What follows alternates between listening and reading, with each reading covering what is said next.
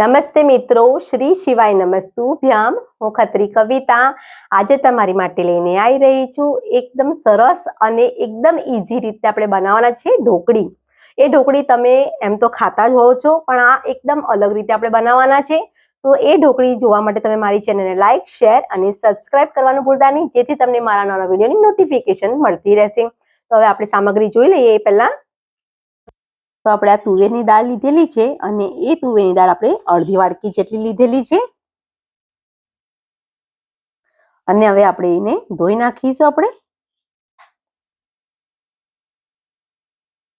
તો આપણે કમસે કમ 2-3 પાણી આપણે ધોઈ નાખીશું દાળને.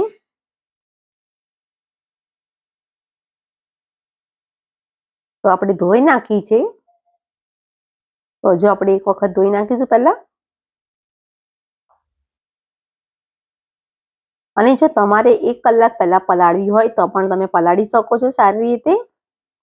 અને આપણે ફટાફટ અને ઉતાવળમાં જો બનાવી હોય તો તમે આવી રીતે દાળને 2-3 પાણીએ ધોઈને આવી રીતે આપણે કુકરમાં આપણે બાફવા માટે મૂકી દઈશું.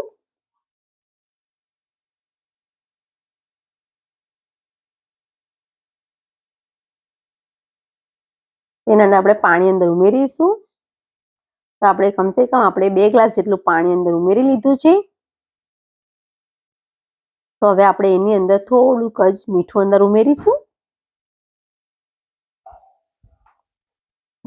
અને આપણે એને બાફવા માટે મૂકી દઈશું. હવે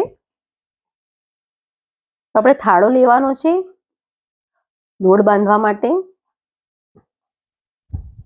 તો આપણે લોટ લેવાનો છે 1 તપેલી જેટલો, અને એના અંદર આપણે હળદર અને થોડુંક મીઠું લેવાનું છે. તો લોટ આપણે ચાળી લઈશું. પહેલા આપણે ચાણી લઈ લીધી છે અને લોટ આપણે બરાબર ચાળી લઈશું.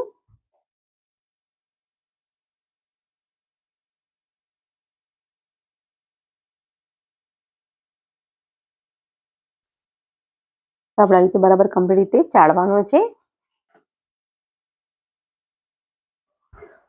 તો આપણે આવી રીતે લોટ ચાળી લીધેલો છે અને એની અંદર હળદર છે અડધી ચમચી એ અંદર ઉમેરીશું.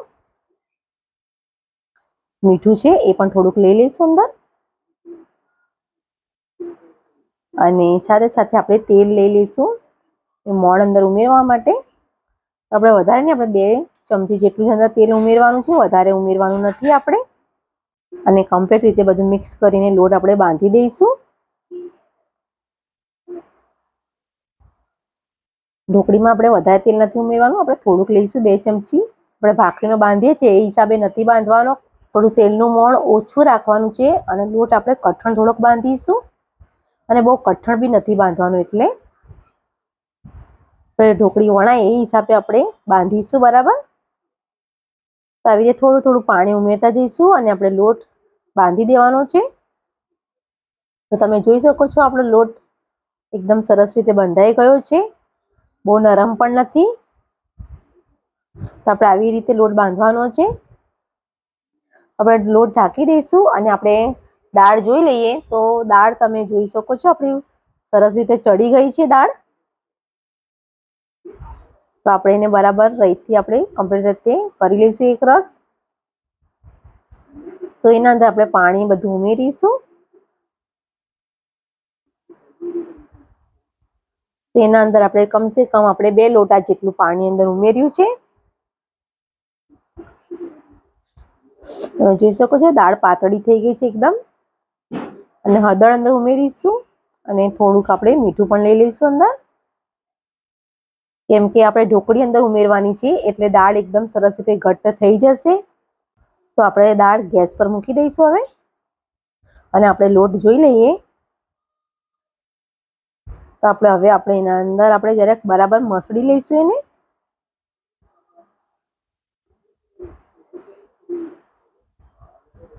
અને એની અંદર આપણે થોડુંક તેલ ઉમેરીશું અને તેલ લગાવીને આપણે બધું કમ્પ્લીટ રીતે આપણે મસળી લેવાનો છે લોટને.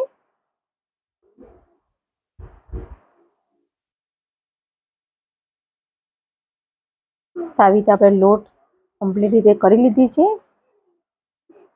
અને પાટલો લઈ લઈશું હવે આપણે.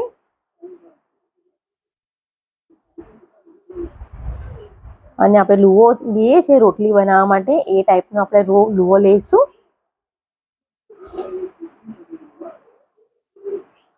તો આવી રીતે આપણે બરાબર લોટ લગાવી લઈશું પહેલા, અને આવી રીતે કમ્પ્લીટ રીતે આપણે વણી લઈશું. આપણે મોટી સાઈઝની વણવાની છે, તો વણી લીધી છે આપણે, અને પાતળી એકદમ વણવાની છે, કાગળ જેવી. તો હવે આપણે એની અંદર ખાસ તેલ અંદર લગાવીશું આપણે બરાબર. તો તેલ આપણે બધું લગાવી લીધું છે બધી આખી રોટલીમાં. તો હવે આપણે એને આગળથી ફોલ્ડ કરવાનો છે, અને એવી રીતે આખી કરીશું આપણે.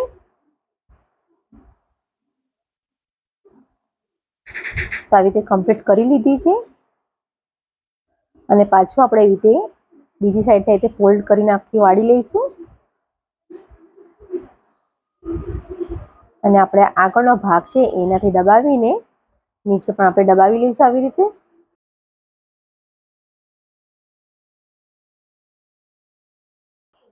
તો આવી રીતે આપણે કમ્પ્લીટ જલેબી ઢોકળી બનાવવાની છે. તો એવી રીતે આપણે બધી કરી લીધી છે, અને દાળ આપણી સરસ રીતે ઉકળી પણ ગઈ છે, તમે જોઈ શકો છો. તો હવે આપણે ઢોકળી બધી અંદર ઉમેરીશું. તો એવી આપણે બધી અંદર ઉમેરવાની છે. તો કમ્પ્લીટ રીતે બધી આપણે ઉમેરી લીધી છે, અને કમસે કમ આપણે 10-15 મિનિટ માટે આપણે થવા દઈશું એને.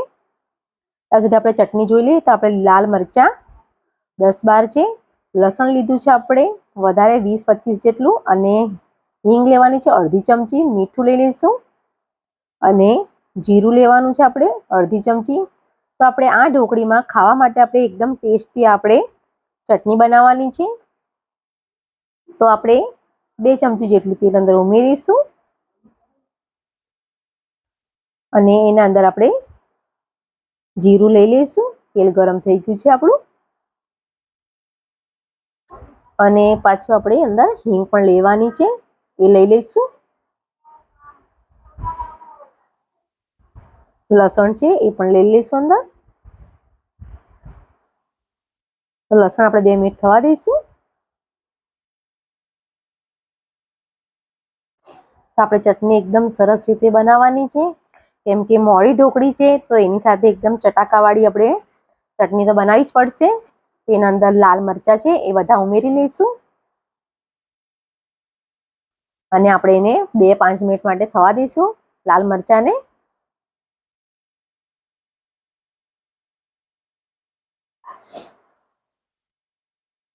તો કમ્પ્લીટ રીતે આપણે એને થવા દેવાની છે. તો સારી રીતે આપણે મરચાં થઈ ગયા છે. તો હવે આપણે એને નીચે ઉતારી લીધા છે. તો હવે ઠંડુ થવા દઈશું આપણે. ઠંડુ થઈ ગયું છે, તો આપણે એને ખલમાં લઈ લઈશું.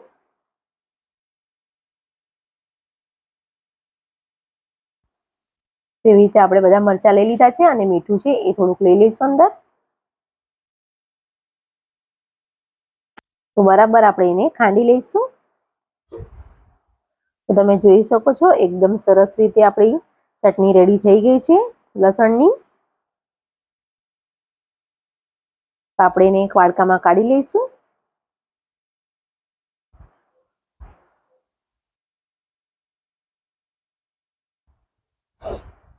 અને આપણે ઢોકળી પણ જોઈ લઈએ. તો તમે જોઈ શકો છો ઢોકળી એકદમ સરસ રીતે ઉપર બધી આવી ગઈ છે. તો ઢોકળી પણ આપણી રેડી થઈ ગયેલી છે. તો આપણે એને કાઢી લઈશું. તો આપણી ઢોકળી અને ચટણી એકદમ સરસ રીતે રેડી થઈ ગઈ છે, અને ઢોકળી આપણે એને કટ કરીને ચટણી સાથે ખાઈશું. અને જો તમને મારો વિડીયો પસંદ આવ્યો હોય તો પ્લીઝ લાઇક કરજો, શેર કરજો, અને ખાસ કરીને સબસ્ક્રાઈબ કરવાનું ભૂલતા નહીં. Thank you.